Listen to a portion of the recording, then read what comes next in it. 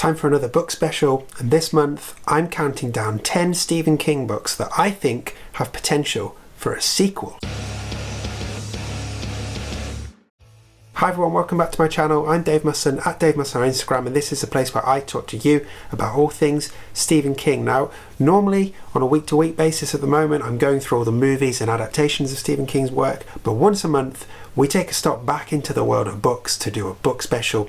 And this video is this month's book special, and as you know already, I'm talking about Stephen King books that I think have the potential to have a sequel. And thank you so much to Porgy Not Porgs for suggesting this a while back earlier on my page. If you've got ideas for future book specials, do like they did, drop it in the comments, I'll screenshot it and I'll get round to it eventually. So the nature of this special means that there is a high risk for spoilers, but I'm going to try and keep this as spoiler free as possible.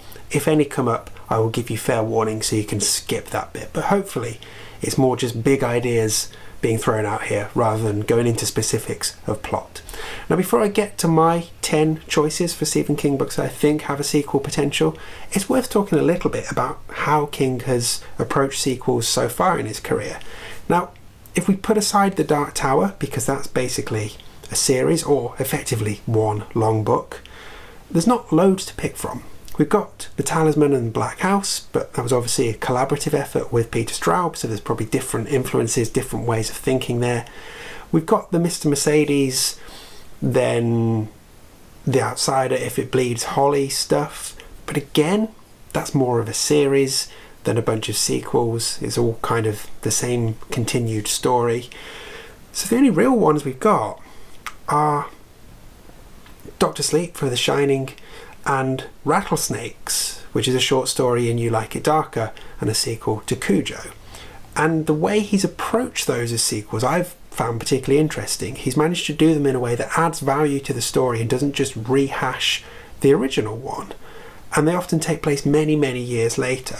So I think he's definitely got it in him to write effective sequels that are absolutely worth reading and not just going back over old ground. That's what I've tried to bear in mind when coming up with this list. I'd be very keen to hear your ideas for which Stephen King books would also potentially have a sequel in them. Drop them in the comments and we can chat about it. Also, isn't it pretty impressive that across 50 years Stephen King's written, nearly 100 books and has barely done any sequels? Like, that man is a machine. Anyway, let's get into it. Here are my 10 picks for Stephen King books that I think, if he wanted to, could have a great sequel in them. So my top pick, always my go-to answer, is Firestarter. I want to know what happened with Charlie. I want to see her in her high school years. I want to know what she's like as an adult. I want to know what happened to the shop, because let's face it, they weren't just going to melt away. And I just want to know what happens next. I know they tried it with Firestarter 2 Rekindled, but they kind of fluffed it at the same time. There has to be an incredible follow-up to this. It's just itching to be written, surely.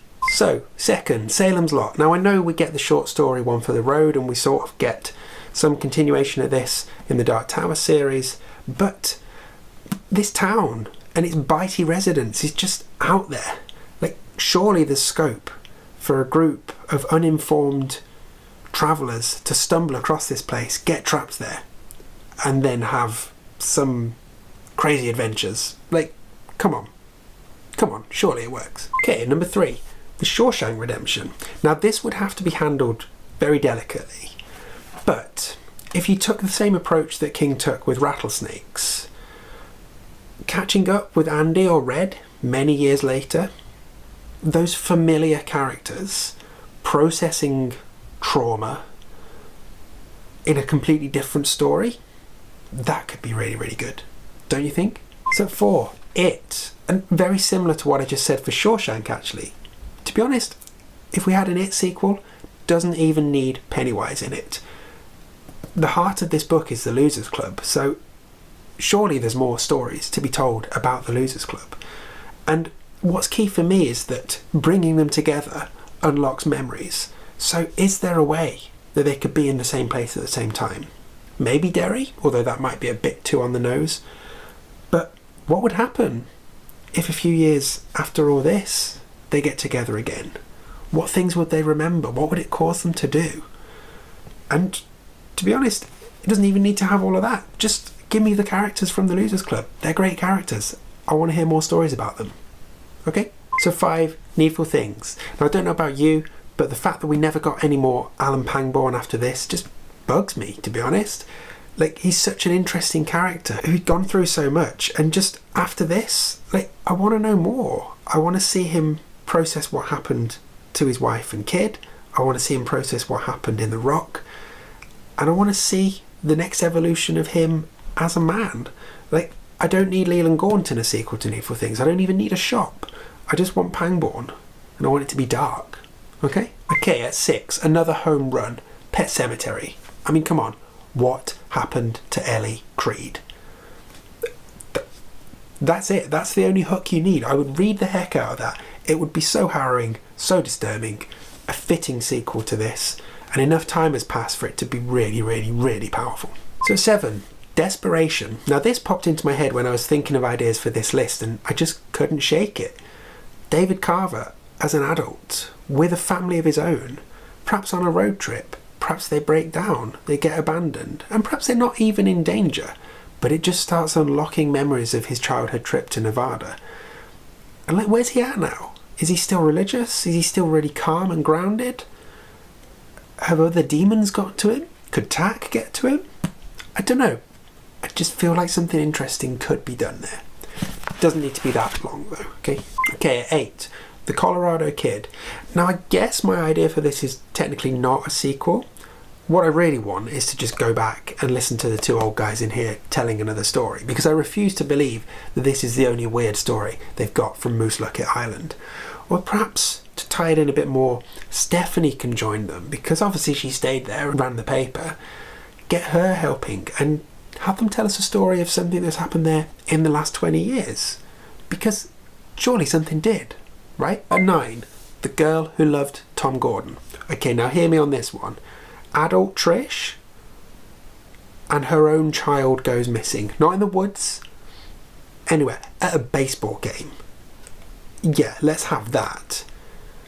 And just trying to see her process that. It would only need to be a short story, but it could be so, so good, right? Just imagine it. The God of the Lost in the crowd? Yeah, bring it on. So lastly, my 10th choice does have a bit of a spoiler for Rattlesnakes. So if you've not read that one yet, do skip to the outro now. The timestamp will be in the description. Okay, you sticking here, last chance? Right, my final choice is Doo McKee, and I put this in because of Rattlesnakes. I had never considered Doo McKee as being a book that would have a sequel in it.